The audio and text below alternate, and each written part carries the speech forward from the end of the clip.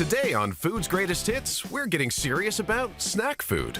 Wow! And we're pushing the presentation and preparation of 3 all-time snacking classics to the limit for our team of tasters to try. That's awesome. We're talking popcorn, This is genius. deep-fried bites, That's a delightful treat. and chips and dip. Why? You just double dipped your way to my heart. Oh boy. So get ready for a snack attack today on Food's Greatest Hits. We're just nuts for snacks. We snack at home, we snack at work, we snack at the movies, we snack at sporting events. We even snack in between other snacks, and for good reason. Snacks are quick to eat, portable, and offer instant gratification. Who doesn't like to snack? I think snacking is so amazing because there's no rules when it comes to snacks. Snacks are there to fulfill a craving. Like you've got a craving for salty or sweet or crunchy or chewy, or you're just a little tiny bit hungry. That's when snacks come in and they shine. Our first snacking classic needs no introduction. It's light, crunchy, and so addictive that having just one of these is pretty much impossible. That's right, it's popcorn. It's just so salty. It's covered in butter. It's small, it feels good in your hands. It feels even better in your mouth. You can pop single ones or you can do the full claw. It's just this crazy, squeaky, crunchy texture that you can't stop eating. And we can't get enough of popcorn. Don't believe us? Well, in America alone, 16 billion buckets worth are eaten every year. But have you ever wondered why popcorn pops? Well, each kernel of popcorn has a tiny droplet of water inside. When the kernel reaches the right temperature, the moisture expands rapidly and boom, the perfect snack food is born. Popcorn for me is the ultimate snack. You can put lots of butter on it.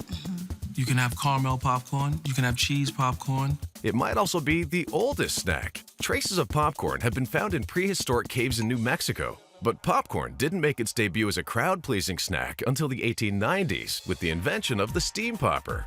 Popcorn vendors started popping up at county fairs and circuses all across the country. But as good as popcorn and the circus sounds, it just doesn't have the same ring as, you guessed it, popcorn and a movie. It was this classic pairing that made popcorn the king of snacks. I don't think there's anything more craveable when you're going into a theater than stopping at the big, bursting over popcorn cart. For some reason, that is a must-have. That's why I love going to see movies. It's like my shameless excuse to get a large popcorn and sit in the dark and just hoover it like an animal. Yep, there's no doubt that a big bowl of popcorn covered in butter and salt is one of the greatest snacks of all time. So, to honor this unbelievable snack food, we're pushing popcorn to the limit with 3 remixes of this classic for our team of tasters to try. And our first remix is for all of you who love to eat popcorn at the show but haven't had your dinner yet. What? Ooh. Hey, what is happening over here? Woo! Hello. It's the popcorn chicken dinner. This one took popcorn to a new level.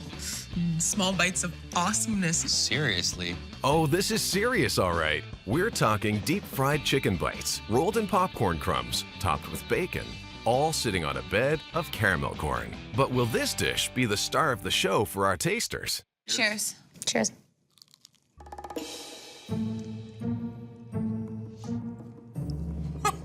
I am miles from where I started on that bite. Okay, if sucking was over there, I'm way over here in yum land. This is great. Kind of breaded, kind of fried. The popcorn is perfectly coated, and it actually complements the chicken because the chicken's a little spicy. If they sold this at the movies, I would just skip dinner and do dinner in the movies at the movies. Okay, well, So our tasters love our first take on popcorn, which shouldn't surprise anyone because popcorn goes well with just about any flavor, especially sweet. Caramel corn? Check. Candy corn? Check. Popcorn shrimp? Oh, come on, that's shrimp pretending to be popcorn. Yes, sweet flavors of popcorn are a classic snack. But why hasn't anyone ever combined popcorn with a classic dessert? Well, that's exactly what we did for our next dish. It's the key lime pie popcorn. Is that white and dark chocolate together? Smells like just decadent, right? Is that guacamole on top? Guacamole? Really? It's popcorn with a key lime marshmallow coating, covered in white and dark chocolate sauce, and topped with candied pecans. But will the flavors of a classic dessert make for a better candy corn? I'm so ready. Oh, it's nice and sticky. You know what?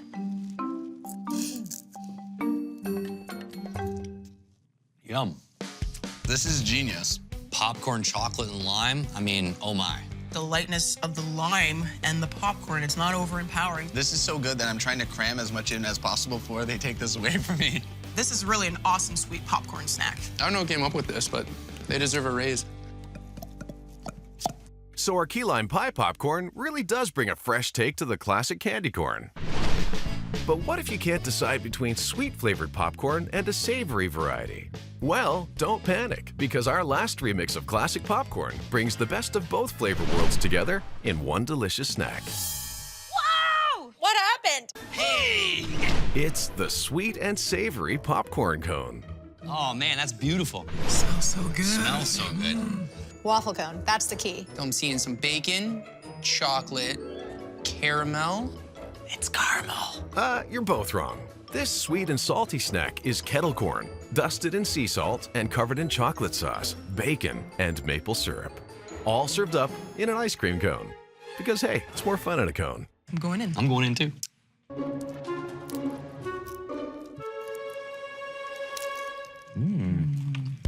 This is great. Oh my goodness. That's intense, eh? It's nice when you catch the bacon. It kind of gives like a savory feel to it. It's the richest popcorn I've ever tasted. Totally. So like creamy. The chocolate is kind of fudgy. Popcorn, bacon, chocolate, all everything together, disguised as an ice cream cone. If you keep tricking me like that, I'll keep coming back. So, no matter what crazy combination of flavors you top it with, popcorn is without a doubt a classic snack, perfect for any occasion. And that's why popcorn is one of food's greatest hits.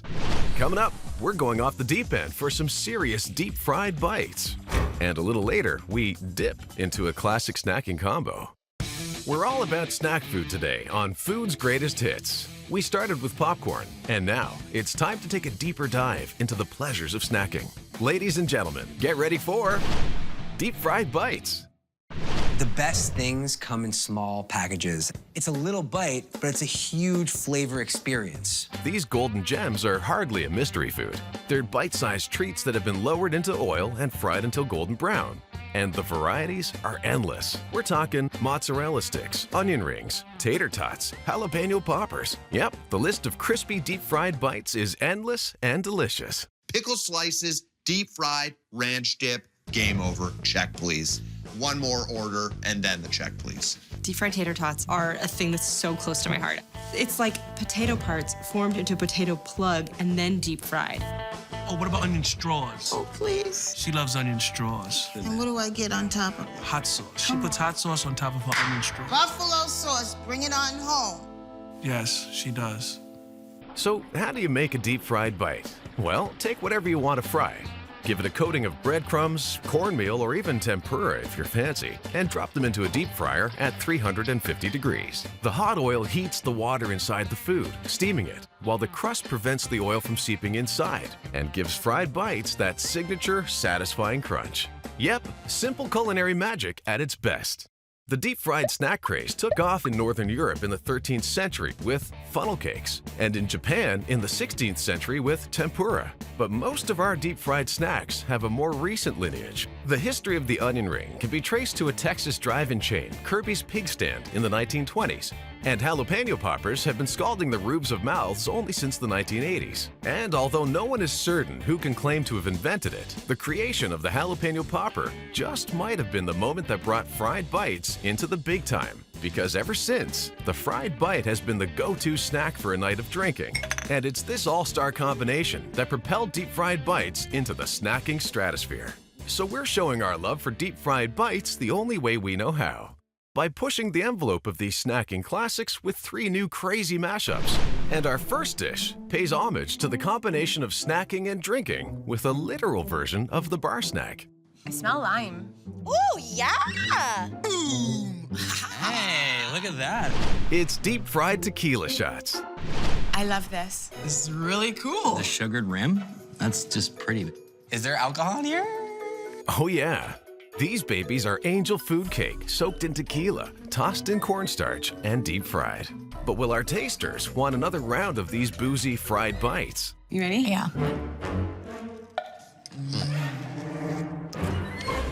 It's got booze in it. Mm-hmm. This is my new favorite way to have some cocktails. Every time I take a bite, I'm like, oh, actually, this one just tastes like a normal sweet treat. And then you just... And then it kicks in. I don't know, I definitely can't taste tequila. You're just lucky those aren't actual tequila shots, or you'd be in for quite the wild night. But what if wild just isn't your thing? What if you're more of a go for a stroll on the boardwalk, grab a bite, and watch the sunset on the beach kind of a person? Well, then our next dish is for you. It's a deep-fried version of a classic Italian meal that has portability in mind. Hey, look at that thing. What? What is this? It's deep-fried spaghetti and meatballs. It's like a little spaghetti pop. There's even Parmesan cheese. Being Italian, though, I feel like it's blasphemy. Hey, come on, don't knock it till you try it. It's classic spaghetti and meatballs, but snack-sized on a stick, deep-fried, and dusted in Parmesan cheese. This bad boy is a fried bite you can take with you anywhere. But have we taken the fried bite too far? I don't know what to do with this meal. It's blowing my mind. I just want to pick it up. Okay, 1, 2, 3, go.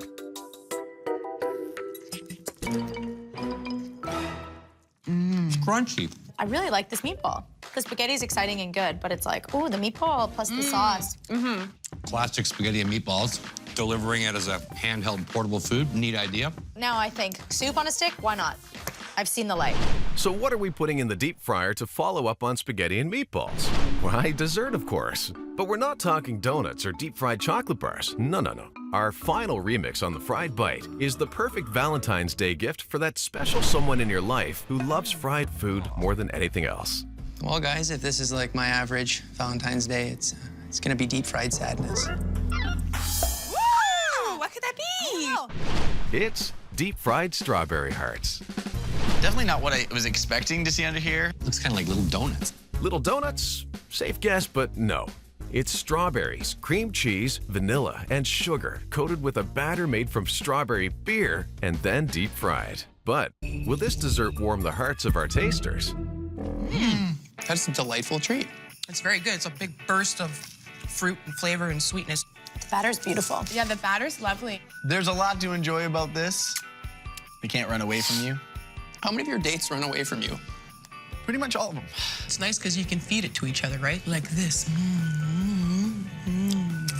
And you have lots of energy after for who knows what. Well, we just turned a deep-fried bite into an aphrodisiac, proving there's a fried bite for every occasion. So whether you're eating them at a bar or on the go, or with someone you love, fried bites are truly some of food's greatest hits. Coming up, an all-star snack duo that's probably your favorite. Dip pending on how you feel about chips. We're having a snack attack today on Food's Greatest Hits. Our next super snack is a classic pairing that is greater than the sum of its parts. Like the burger and fries or milk and cookies, it's that party snack specialist we know as chips and dip. Chips and dip. Dip and chips, however you want to say it. It's snacking nirvana. Chips and dip is one of those food that allows adults to play with their food, and it's okay. I love chips and dip. You get the crunchiness of the chip and the sauciness of the dip, and every time you have a different chip with a different dip, it's a totally different flavor explosion.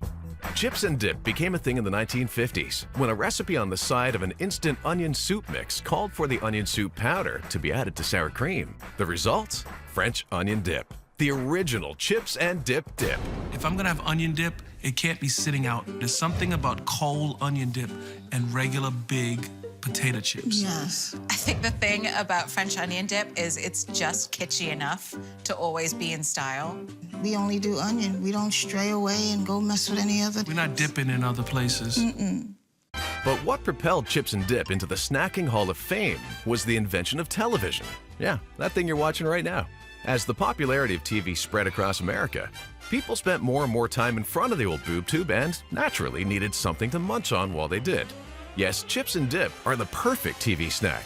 But that's not going to stop us from trying to take the original to new heights.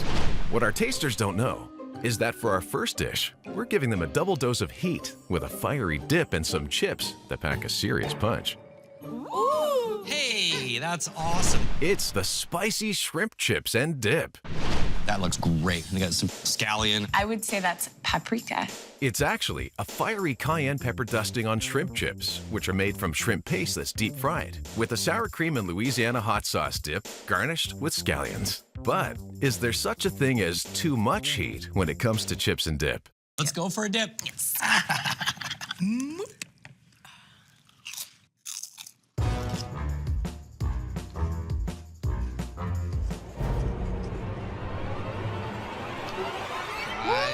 It's hot. Oh, it's got heat.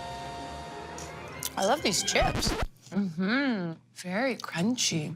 This is actually my first time having shrimp chips, and texturally, they're fantastic. Like, they're light and airy. I want to say things, but it's so hot. I love this dip. Me too. I'm still eating it. This is totally like a sit in front of the TV and watch your favorite show, like food, for sure, right? You just double dipped your way to my heart. Oh boy. Aw, that's sweet. But you also raise an interesting point of discussion because when it comes to chips and dip, there are two kinds of people in this world. There's one thing you don't do about chips and dip. You don't, under any circumstance, double dip a chip. Double dipping? I got no problem with double dipping, man.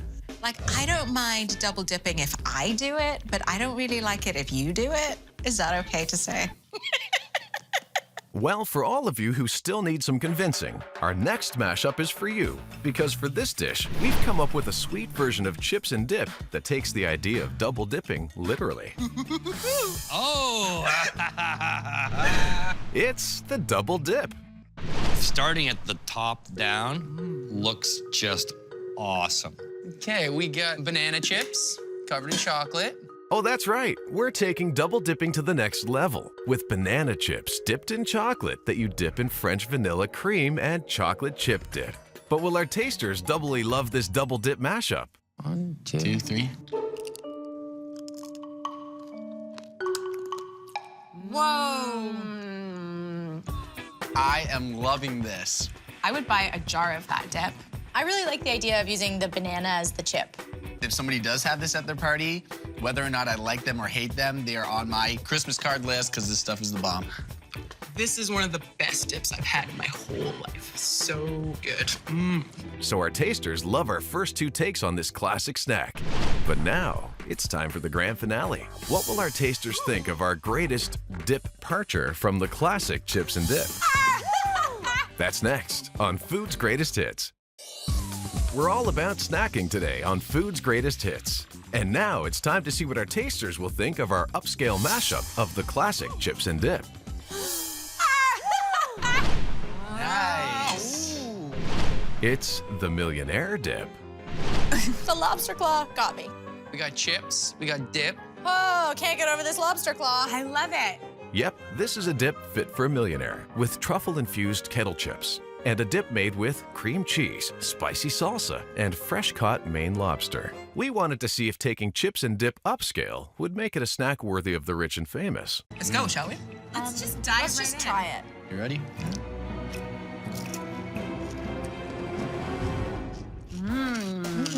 I actually feel like a millionaire eating this dip. Pair this with a nice champagne, yeah? It's like a lobster roll, but in a dip. But in a dip. Yeah. But it's light. It's really light. It's not overwhelmingly fishy. The flavors are mixed together nicely. Cheers. Cheers. Delightful. That is a whole new level in chip dip. So, get ready for some super sandwiches today on Food's Greatest Hits. The club, the grilled cheese, the BLT, the PB&J. The sandwich has more classic varieties than any other food on the planet. We love sandwiches because it's a whole meal in one hand. Whatever in the whole entire world you feel like eating can live between two pieces of bread, and you can eat it and go. Sandwiches, like us, are the whole package. Sandwiches are a little bit less smug than us. which is why they're so lovable. Invented in 1762 by the Earl of Sandwich so he could chow down while he gambled away his fortune, the sandwich is the perfect handheld food that has no wrong way of being eaten. Except for this guy. This guy can't decide which end he's eating. Our first super sandwich needs no introduction. It's that meat and cheese behemoth from the city of brotherly love. It's the Philly cheesesteak. You know, it's very simple. There's three things that Philly is known for. There's the Liberty Bell, there's Rocky, and there's the cheesesteak. I've tried every Philly cheesesteak imaginable, but I will tell you this. The ones in Philly are the only ones that matter. The way that the cheese melts through all of the meat, just pure cheesy, meaty heaven. So, what is a Philly cheesesteak? What? Oh, come on, you've got to be kidding. It's a long hoagie roll, jammed full of mounds of thinly sliced steak, held together with melted American cheese, provolone, or according to some Philadelphians, cheese spread. Boom. Philly cheesesteaks. The history of the Philly cheesesteak comes down to two iconic restaurateurs, Pat Olivieri and Joey Vento, and one iconic South Philly intersection. There's a rivalry going on in Philadelphia. There's Pat's and there's Gino's. Olivieri opens Pat's King of Steaks on the southwest corner in 1930, and many have credited him with the invention of the Philly cheesesteak itself. But that's not where the story ends. In 1966, Vento had the gall to open a competing cheesesteak spot across the street, and the cheesesteak war was on. I mean, you ask 10 people which one they like, Pat's or Gino's, you get a 5-5 split. I mean, it is really teach's own. So who was the winner in this sandwich throwdown? Well, sandwich lovers, obviously, because the rivalry that defines an entire town has made the Philly cheesesteak the legendary sandwich it is today. So, is there any room for improvement on this classic super sandwich? Well, we intend to find out with our 3 new takes on the Philly cheesesteak for our team of tasters to try. And our first mashup combines this sandwich classic with an iconic Chinese dish. It's the Philly egg roll. I see like a coating of cheese, which looks delicious. They look like a real knockout. Yeah. This remix on Philly's favorite sandwich is an egg roll filled with shredded steak, American and cheddar cheese, and sautéed peppers. This dish tests if the tried and true recipe of the Philly cheesesteak is open to international interpretation. Ready?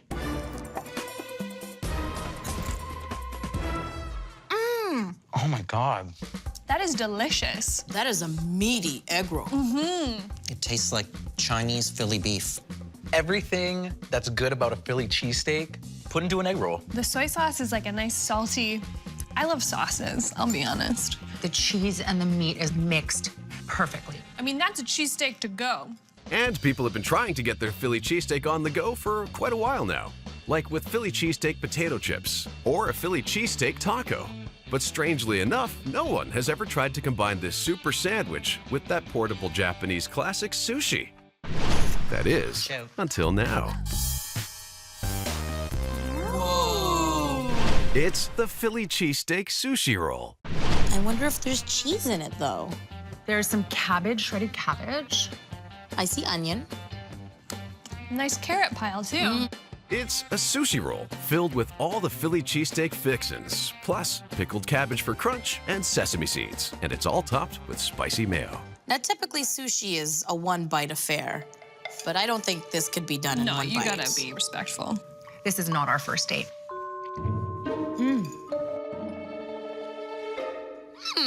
That cheese totally adds a whole new element to sushi now. Little bit of pickle, little bit of vinegar. Oh, and then you get this like explosion of like the final beef, like bam, at the end. I normally don't love sushi, but normally my sushi doesn't have Philly cheesesteak in it.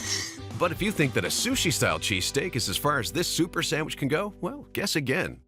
Barclay Prime in Philadelphia makes a $120 version of the cheesesteak with a Wagyu ribeye beef, sautéed foie gras, and truffled cheese sauce. So we're taking a page out of the upscale sandwich playbook for our next dish. Oh, the princess has arrived, everybody. Oh, mon Dieu. It's the fancy Philly cheesesteak. Oh my God, this is like ginormo. Pommes frites, AKA French fries. What kind of cheese is that? This is brie cheese, filet mignon, grainy hot mustard, and pomme frite, all inside a buttery croissant. But will swapping the classic fixins for fancy ingredients elevate the Philly cheesesteak to new heights? Oh, hold on, give me a second.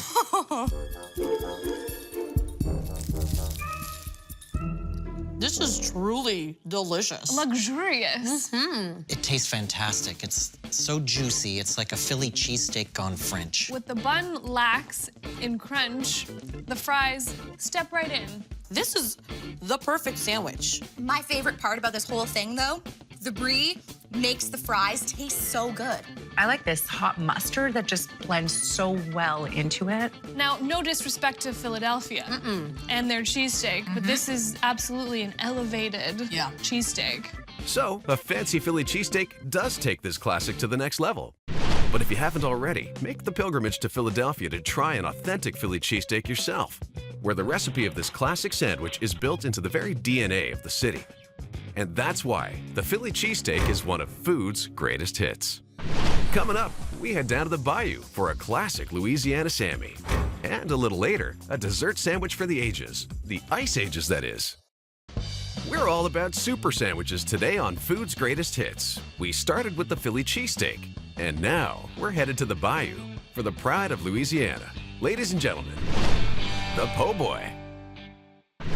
Po' boy is the real deal when it comes to sandwiches. Deep fried, good sliced pickle, some good mayonnaise, fold it over. You're eating fried seafood, but you're also eating a sandwich, and you're walking down the street. The po' boy is Louisiana's spin on the classic hero or hoagie sandwich. It all starts with a short, wide loaf of French bread with a crispy crust. Early po' boys had roast beef, French fries, and gravy in them. These days, the main ingredient in your po' boy would probably be a generous portion of deep-fried oysters, shrimp, or catfish from the Gulf of Mexico. Next, you got the dressing. That's New Orleans speak for mayo, lettuce, tomato, and spicy mustard. Put it all together, you've got the full taste of the bayou in sandwich form. The perfect po' boy to me is about that deep fried seafood in the middle, you know? Deep fried oysters or shrimp, put that on a baguette and you're gold. If you want to get a proper po' boy, you gotta go to New Orleans. The po' boy is such a part of New Orleans history, and for some reason, they just taste better there. The po' boy has been the signature sandwich of New Orleans since the 1800s, when they were called peacemakers. Why? Because drunken husbands would bring these super sandwiches home for their wives after a night of drinking. So how did the peacemaker become the po' boy? Well, in 1929, the Martin brothers were serving these sandwiches to striking streetcar workers. They changed the shape of the bread to get rid of the pointy ends so that they could add more fixins to the sandwiches and fill the bellies of the hungry, out-of-work men, who they called po' boys. The name stuck, to the sandwiches that is. And ever since, the po' boy has been one of the most iconic sandwiches of all time. So, how can we take this super sandwich to new heights? Well, for starters, we made a po' boy for all of you who love them so much, you want one for Thanksgiving dinner. Ooh. Hold up. It's the po' duckin'. You're meaning to tell me that this one piece of meat has turkey, duck, and chicken all in it? All three, baby. How is that even possible? Because we dare to dream. It's a turducken po' boy. That's chicken stuffed into a duck, stuffed into a turkey, and topped with deep-fried smoked oysters and Creole spicy barbecue sauce. But will combining the classic po' boy and Thanksgiving flavors make an even better super sandwich. Are you ready? Shall we?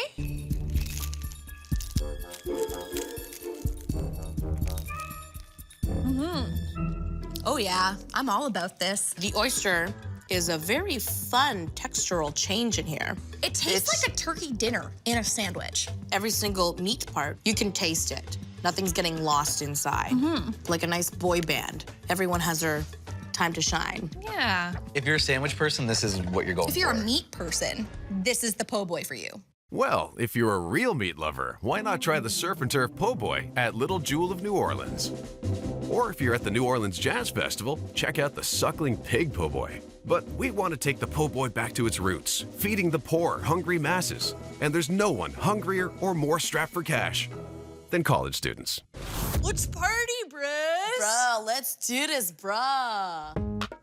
Whoa. Ooh. It's the Bro Boy. chicken fingers? You got pickles. I think I see a chipotle mayo. This might be fish. Oh, that's not fish. It's deep-fried chicken tenders, potato chips, and spicy mayo. All inside a Kaiser roll, garnished with a slice of pickle and a pearl onion. This mashup tests if a po' boy made with junk food instead of the classic ingredients will be as satisfying as the original. All right, ready? Yep. Let's go.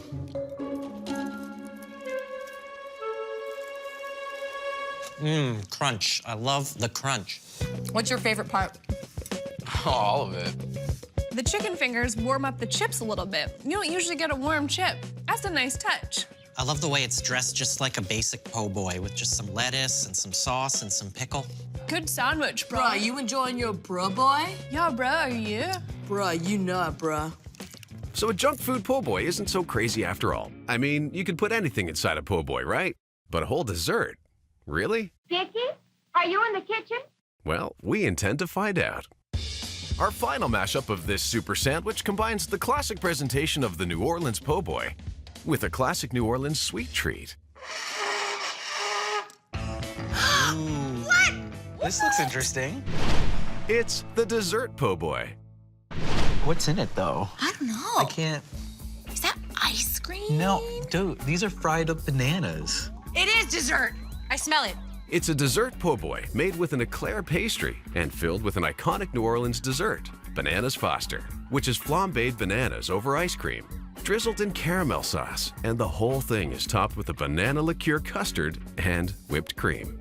Okay, not a lot of original po' boy fixins in this one, but the bananas are fried, so that counts, right? Let's do it.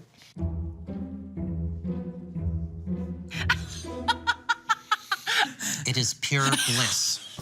It's that Mardi Gras in a sauce. Ice cream and bananas and the cream on top of that. Oh, it's to die for. This is totally after the bar food.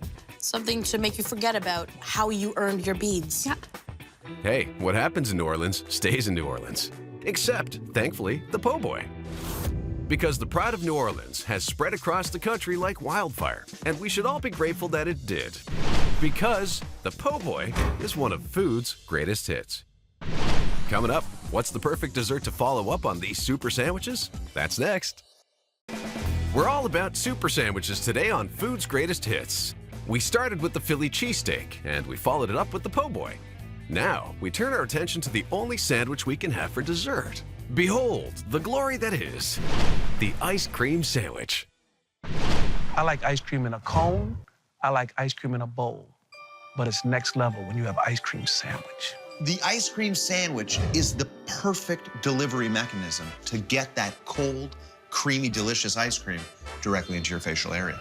You cannot help but feel pure glee when you bite into an ice cream sandwich on a hot day, you know, and that ice cream is like dribbling down your wrists because it's melting and under the hot, hot sun. My favorite ice cream sandwich is like kicking it old school. Those long ones with the chocolate wafers. Oh, sure, we all know the classic, but for ice cream sandwiches, that's just the tip of the iceberg.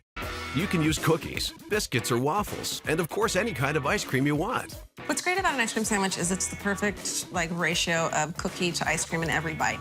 Yes, the ice cream sandwich takes ice cream and makes it even better, if that's even possible. So where did it all start? Well, the earliest known record of an ice cream sandwich occurs in 1894. A recipe from a New Hampshire author calls for ice cream to be slathered between 2 slices of sponge cake, and served immediately. No kidding. The combination of ice cream and cookie appears in 1928 in San Francisco when George Whitney came up with a portable treat that he could sell at an amusement park. He put vanilla ice cream between 2 oatmeal cookies and dipped it all in chocolate. And ever since, there's been no looking back. Today, you can get one almost anywhere they have ice cream. In Israel, they call it cassata. In Singapore, street vendors cut the ice cream from a log and serve it on thin wafers instead of cookies. Yep, no matter how it's served, the ice cream sandwich is a stone-cold classic. So, we're showing our love for this super sandwich the only way we know how, by taking it to the next level, of course. And our first remix brings together the ice cream sandwich with a classic brown bag lunch. That's cute. That's so cute. It's the PB&J ice cream sandwich. a peanut butter and jam ice cream sandwich. Whoa. Ooh is right. It's vanilla ice cream infused with peanut butter, topped with grape jelly and caramel syrup, all between 2 graham crackers.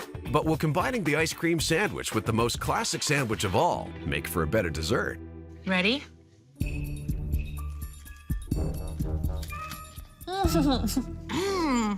Pure genius. So delicious. That grape jelly is so good. It's so nostalgic because it's everything you remember that you loved about eating a peanut butter and jelly sandwich at school. Brain freeze. Oh, the taste is worth the pain. I haven't had this flavor combination in upwards of 20 years. That's dumb. You're right, I am an idiot. Why haven't I been eating this for this entire time? Oh, come on now. Don't be so hard on yourself. You can make an ice cream sandwich with any combination of flavors. Try switching the cookie for a donut or even a croissant. Or if you have a savory tooth, you're going to love our next take on the classic ice cream sandwich because we're replacing the cookie with a ballpark favorite. Oh, look at that. It's the ice cream pretzel witch. So we've got peanut butter cups on top. So we've got some ice cream. I'm not sure if that's a pretzel or just dough. Just dough? Seriously? No. This is vanilla ice cream between 2 hot pretzels instead of cookies. And the whole thing is topped with peanut butter cups and drizzled with chocolate sauce and caramel. This is our test of how far the sandwich part of an ice cream sandwich can be pushed. 1, 2, 3.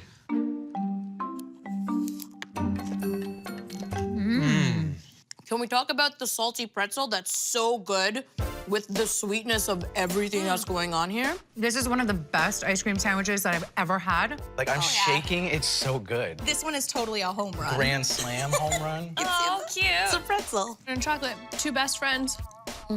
Like us. I love you. I love you. And this. Yeah, this more though, right? Don't ever leave me. Oh, don't worry. We're not going anywhere. Because it's time for our grand finale. What will our tasters think of an ice cream sandwich that's been through a deep fryer? That's next on Food's Greatest Hits. We're all about super sandwiches today on Food's Greatest Hits. And now it's time to see what our tasters think of an ice cream sandwich version of classic Mexican fried ice cream. Very interesting. It looks like a volcanic rock. It's the deep fried ice cream sandwich. It's chocolate. It's frozen. What's inside of it? It's an ice cream sandwich made with chocolate chip cookies and lime ice cream. And the whole thing is deep fried and rolled in chocolate cookie crumbs. But will the Mexican tradition of deep frying ice cream work with an ice cream sandwich? Ready? Oh my gosh, that's fantastic. Deep fried ice cream sandwich is a great idea. It's really nice and crunchy on the outside, and on the inside, it's just nice and gooey. Lime and chocolate, great combo. I'm so overwhelmed with how delicious it is. It's like a party in your mouth. Like I just can't handle it. It's covered in a chocolate cookie crumble. It's kind of the best thing. I mean, it looks crazy, but it's delicious. So when it comes to an ice cream sandwich, it turns out you just can't go wrong. Why? Because when you bring together cookies and ice cream, there really is no way to mess that up. The same can be said for all 3 of these super sandwiches. The reason they're classics is because they taste good no matter how you make them. Whether it's a Philly cheesesteak, a po' boy, or even an ice cream sandwich. It doesn't matter if it's taken to the extreme with fancy ingredients and presentation, or just eaten in basic form. Because no matter how you have these super sandwiches, you're still digging into some of food's greatest hits. Allie, what's your favorite kind of sandwich? Oh, anything with cheese. Oh. And what about you? Anything with bacon.